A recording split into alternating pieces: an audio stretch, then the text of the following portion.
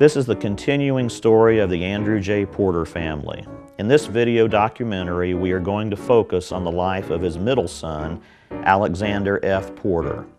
Our story begins in 1908 when 53-year-old Alick Porter wrote a letter to his third wife-to-be, Katie Pelfrey, while he was still trying to get a divorce from his second wife, Lizzie Stewart Williams.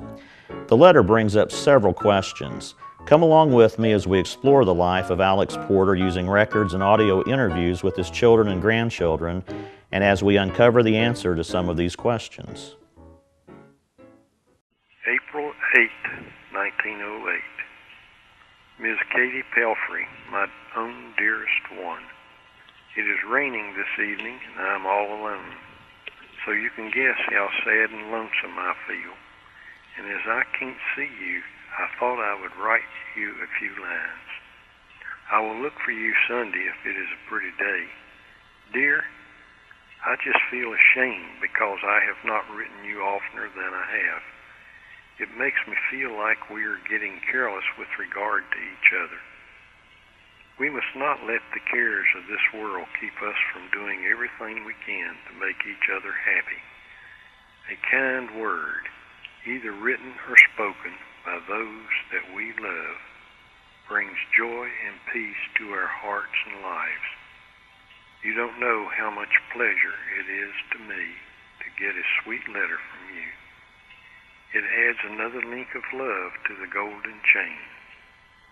Dear, I heard that old Liz was not going to take any depositions and is going to pull out to the west. Don't know how true the report is. Would love to be along the line and see the train go by with her at the rate of 80 miles a minute. So please write soon. From one that loves you with all his heart. Sweet one, I do want to see you, oh so bad, your loving husband. April 8, 1908, Alick Porter wrote this letter to his third wife-to-be, Katie Pelfrey, while he was still trying to get a divorce from his second wife, Lizzie. Some might say, let's leave the past in the past, but I have to believe that Alick and Kate's oldest son, Harlan Porter, when he gave me this love letter back in 1981, he wanted the story to be told. After visiting with Harlan several times, he knew that I wanted to tell the story of our Porter family, and this letter is part of that story. There were also these 3 Victorian calling cards included in the letter that Alick sent to Katie. I don't know if Alick sent all 3 of these with the letter, or if they were simply placed in the envelope along with the letter for safekeeping. But it's interesting that this card that bears Alick's initials on the back, AFP, also has his son's name printed on the inside, Isaac N. Porter. This was his second son, who died at 17 years old in 1894. Being from a broken home myself and having also had a stepmother, the story of Alick's second wife, Lizzie, intrigues me. But before we delve into the details of Alick Porter and Lizzie, let's look back at the life of Alick Porter, and let's see where his story began. Alexander Francis Porter was born in Grayson County, Virginia, on the 29th of January, 1855. He was the 7th of 12 children of Andrew J. Porter and Lucy Cornett. Alick was known by his friends and family as Alick. That's spelled A-L-I-C-K, and sometimes it was misspelled E-L-I-C-K. The house Alick was born in still stands at 4040 Carsonville Road in the summer-filled community of Elk Creek in Grayson County, Virginia. Alick was just 6 years old at the start of the Civil War. His dad and his oldest brother Levi fought for the Confederate cause. Shortly after the war, the entire family moved to Carter County, Kentucky, purchasing 150 acres on Big Caney Creek, which would become part of Elliott County in 1869. 11-year-old Alick remembered the trip from Virginia to Kentucky as being a wagon train. He later relayed the story of the trip to his son Everett Porter, who shared it with Scott Porter and myself back in 1978. Yeah, my father, see, they come from old Virginia. I've seen that, you've seen the wagon train on television. Yeah? I think of what my daddy tell about them coming from old Virginia. Yeah. That's the way they come in wagon. and just stop alongside the road. Had a little tent, I reckon, that had covered wagons. And had cows and hogs. Up there at Prestonsburg, you had to cross Little Sandy. Oh, they came through Prestonsburg, did they? Mm-hmm. And Little Sandy, they just had one of these flats. When you ever see one that they had one up this side of Flemingsburg, crossing this creek over here at Moorhead. Oh, a sort of ferry, a flat thing they pulled out on that? Yeah, a ferry, everything. They'd keep it tied up there. Whole country of them. Formed a wagon train, just sort of like that on television. Yeah. And some were driving the hogs and the cows. They come to that, I started telling you a while ago, they come to that ferry up there at Prestonsburg? Yeah, up there. Old cow, she walked out on the head, looking this way and that way, and she come to the end, she just give her a jump where she go. Said the tail went right around and around under she went. And she raised her swimming, and the last one of them done the same thing. All the cows did that, huh? Done that like it. It wasn't the same thing, but done something like it. They went at the front and jumped off. Did they swim across, or? Yeah, they swum. But the wagons pulled on that. But the cattle, they swum. They didn't know what that thing was for. They just shaking, they just scared. It's been said that when the Porter family got to the river, the ferry was on the other side.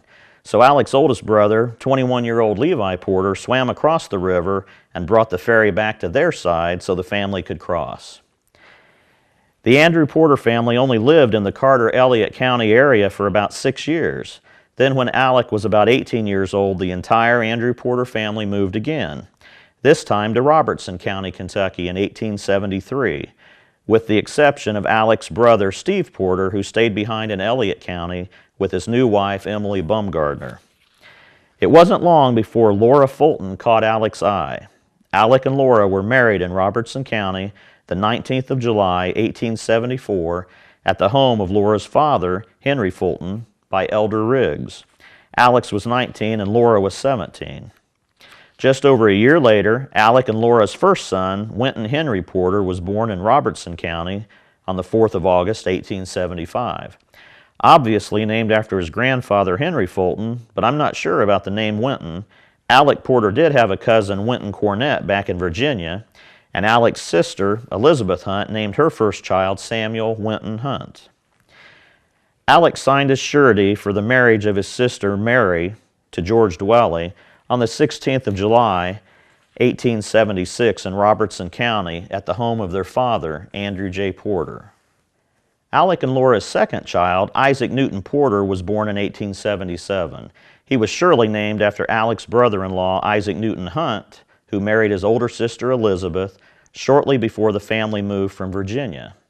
Isaac Hunt and Alec's brother Levi Porter probably met as they were released in a Confederate prisoner exchange in March of 1865.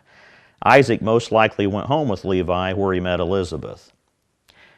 In the mid-1870s, Alick was listed as a Robertson County, Kentucky militia member along with his brother Levi Porter and brothers-in-law George Dwelly and Daniel Day. The Andrew Porter family decided to move back to Carter County, Kentucky around 1877. 7 more children were born to Alick and Laura Porter. Jasper Hazen Porter, born 1879, Millard Calvin Porter, born 1881, Samuel Lafayette Porter, born 1883, Ira Bell, born 1886, Charles Cleveland Porter, born 1888, Louita, who died as a baby, and Everett D. Porter, born 1892. Alick and Laura bought property on Rock Bridge Fork at Jacobs, Kentucky in Carter County where they built their house. This picture was taken shortly before the house burned down in 1977. Their first property purchase on Rock Bridge Fork was recorded in 1886, purchased from William and Martha Holbrook, John Middleton, and Marion Manning. Alick was a farmer and also ran a blacksmith shop.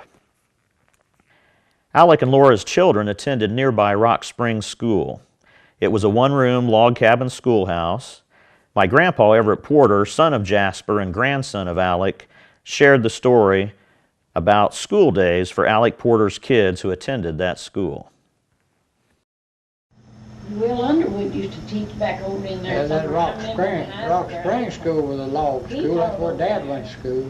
Oh, it was. Rock Springs, right up above Harlem there, you know. Did you ever Yeah. go to Will Underwood to school? No, You never did go to Dad went to Will Underwood when he was teaching. Dad said the boys run him off over when run Will off. Dad was going to school there, and the boys run him off. You run the teacher off? Yeah, run the teacher off. Why? Why, they mean. They just want to do something. They told him, get down out of holler and just give him 2 minutes and half his time was already up. He said he just grabbed his dinner box and took off. Never did come back, he did.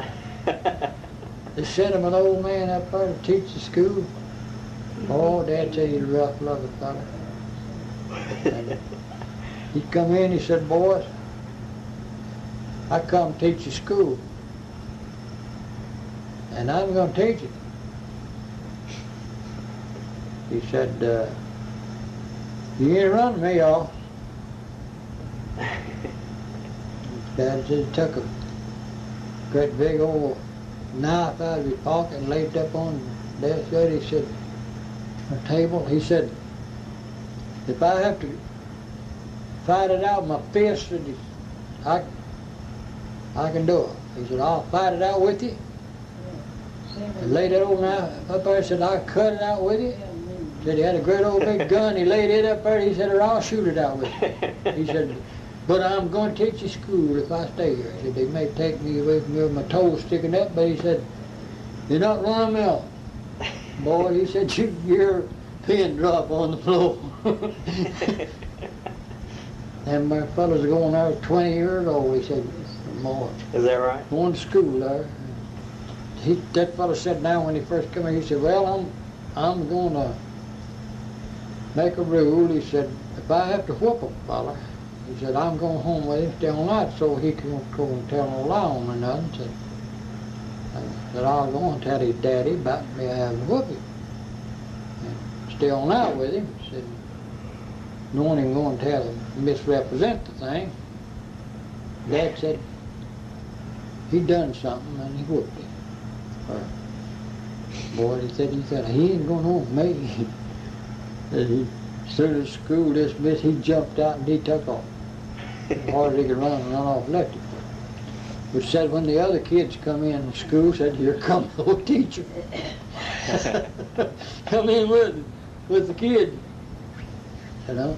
Miss Porter said, had to whoop your boy today.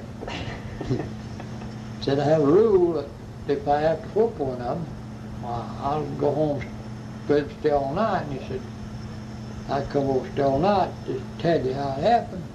Grandpa said, that's exactly what he needed. If he needed whooping, he needed whooping. And he said, I made a rule if one of them go to school and gets whooping, then when I found out, I gave him another. He went and got switched and whooped him again. Grandpa whooped him. He said he didn't get another whooping for a while. He didn't want no more. He just said, teacher, come stay all night. Grandpa whooped him too. He just let him know. Standing in the back row of this 1907 Rock Springs School picture are Alick's youngest brother, John C. Porter, and his son, Will W.A. Porter, who taught at Rock Springs School in later years.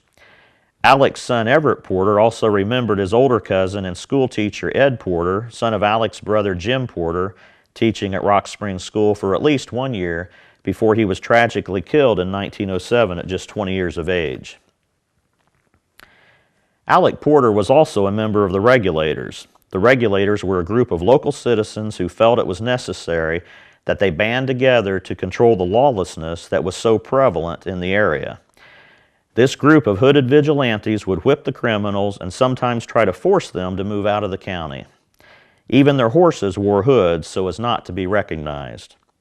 A May 16, 1881 newspaper article reads, "The Regulators of Carter County have effected a thorough organization for the summer campaign and will ride in full force during the entire season, punishing with merciless justice all evildoers. Alick Porter's son, Harlan Porter, in a 1979 interview, told the story about Alick's nephew, Ed Porter, son of Levi Porter, who started stealing chickens. Someone warned him to quit, but he kept it up. So one night, the regulators, including Alick Porter, caught up with Ed, and they whipped him with hickory switches. Harlan said that Ed never knew that his Uncle Alick was involved in that whipping. Like so many other people about that time, Alick's wife, Laura, and their second son, Isaac, contracted TB. September 11, 1894, Alick lost his wife, Laura. She was just 37 years old. That same year, he also lost his 17-year-old son, Isaac. Irma Lewis, the daughter of Went Porter and granddaughter of Alick, shares the following story. Your grandma knew she was dying then? Yeah, she had TB. She did? That's what killed her. Her and Alec both. Her and who? Oh, Isaac? Isaac. Well, when did he die? Well, he died when he was 17 years old. I don't know. Oh, he was 17 when he died? And he's buried up at Old Fairview, ain't he? Yeah. But he don't have a tombstone. No, Or does he? I don't know. If he does or not, I doubt it. Everett Porter was not quite 2 years old when his mom, Laura Fulton Porter, died. My mother, I couldn't tell you about her. Yeah? Just got your say. I like from September to December being 2 years old and she died What'd she die from? on Rock Ridge Creek. Why did she die? What disease? The disease? Yeah. Old Doc Logan lived right down here in Enterprise. He says quick consumption. What's that? Well, it's just too much cold in a way. Oh, it's probably pneumonia, It's maybe. just settled in her lungs. Yeah. I don't think it was kicking. More like pneumonia, or Yeah. maybe double pneumonia, something Yeah. like that. Alick was left all alone to raise their 7 children. This had to be a very uncertain time for him. Went was 19, Jasper 15, Millard 13, Sam was 11, Irabelle was 8, Charlie 6, and Everett was not quite 2. Alick Porter was now an eligible widower. I speculate that his neighbor, Lydia Clay, recognized a great opportunity and played matchmaker with her sister, Lizzie Stewart Williams from Missouri, who had been separated from her husband for about 4 years. Perhaps Lydia invited her sister Lizzie to come to Kentucky for a visit and for a chance to meet her neighbor, Alick Porter. On the 10th of September, 1895, Lizzie filed for divorce in Warrensburg, Missouri, from her husband, Ellis Williams, who had abandoned her and her 3 children 4 years earlier. What could have prompted her to go ahead and file for divorce after being separated for 4 years, if it wasn't the fact that she had met Alick Porter and planned to marry him and move on with her life? 6 months later, on the 18th of March, 1896, Alick and Lizzie were married in Round County, Kentucky, at E.H. Hamilton's in the presence of Ned Hamilton and Cecile Walker by the Reverend H. Galderson. At the time of their marriage, Alick was about 41 years old and Lizzie was 49. I'm guessing that Lizzie told Alick she was only 44 years old, according to what she told the census taker a few years later in 1900. Lizzie walked into Alick's house full of stepchildren who might not have been too happy to have a stepmother. Alick's kids did not hit it off well with Lizzie. However, this scenario was not new to Lizzie. Lizzie had married her first husband, Ellis Williams, who was also a widower, back in Missouri when she was just 22 years old and Ellis was 52. With her first marriage, she became a stepmother to about 9 children, ages 6 to 25. Ellis and Lizzie went on to have 4 more children of their own. Lizzie's 3 surviving children are pictured here. Lizzie's son Harold Williams was about 13 when Lizzie moved to Kentucky to marry Alick Porter. He would stay behind and live with his sister Pearl and her husband of 6 years, Sterling Tyler, and their 5-year-old son. Lizzie's daughter Elsie had just married the year before and had a new baby. It must have been a hard decision for Lizzie to leave her 3 children and 2 grandchildren behind in Missouri to move away and marry Alick Porter in Kentucky. Irma Lewis, daughter of Went Porter, granddaughter of Alick, in 1980 told a few details of how Lizzie was being watched by the family as to her treatment of Alick's kids before she even got started. She died when Uncle Everett was a year old. Yeah. And she told Mommy to see, that was before my brother was born. Yeah. And she said not to let nobody run over Everett. Yeah. And said maybe the rest of them, if Grandpa married again, that they could get by, but said Everett couldn't. And Mommy made her a promise on her deathbed. Nobody ever run over Everett while he was little. And she said if she ever whipped him, she never did find out. They kept it a secret. Unfortunately, most of the stories that we have about Lizzie are just one side of the story from the viewpoint of Alick Porter's children, of their stepmother. It would be interesting to hear both sides of the story. Irma Lewis shares some more details. Yeah, tell me what you I know don't about know her. nothing on you, just what they told me about her. What'd you hear about her? Well, I just heard she wasn't a very good stepmother. Why not? She was mean to all of them. Mean? Mm. What'd she do? I don't know. That was back before my time, so Yeah. I don't know what she done. But I've heard them talk about it. They said she locked the cakes up from them in a box or something. Yeah, she'd lock up everything to keep Arbel from cooking for the work hands. Oh, they wouldn't let Arbel cook? She wouldn't, Huh. for the work hands. Yeah. And they got an axe and chopped the trunk open. It was Uncle Steve Porter's boy, I think it was. Yeah. And he said, I'd tear into that trunk, said I'd cut it open. And they got an axe and chopped it open, and she cut a big shot open. Which They one? even had the matches locked up, so they couldn't build fire or anything. Which one of Steve's boys did that? Cut it up. Charlie, one that used to live in Wisconsin, I guess he's dead now. Well, how did your grandpa meet her? I think she was Charlie Clay's mother's sister. Who's Charlie Clay? And it's just a neighbor. Oh. And she come back here. I think now that's what it was. Now, I won't say for sure. And she was just there visiting. Maybe she's Charlie's aunt or something. Yeah. But anyway, she was on a visit, and he got acquainted with her. Yeah. Grandma died, Yeah. and then she left him. Yeah. Said her husband was, no, it wasn't her husband, and some of her children was sick. Oh, back She in never Missouri? did, yeah. Lizzie had to learn how to fend for herself. Janet Markham, the daughter of Irene Flannery, granddaughter of Alick Porter, shared the story of how Lizzie would make butter and sell it instead of giving it to Alick Porter's children to eat. Lizzie's biscuits were also an area of concern. Apparently, some families at breakfast time would eat a lot of biscuits. The lady of the house would keep making biscuits as long as the boys would keep eating them for breakfast. One of the Porter cousins who was visiting at the Alick Porter household was shocked to learn that Lizzie would cut them off. After she made a limited amount of biscuits for breakfast, she would make no more. They were finished eating when Lizzie said they were finished.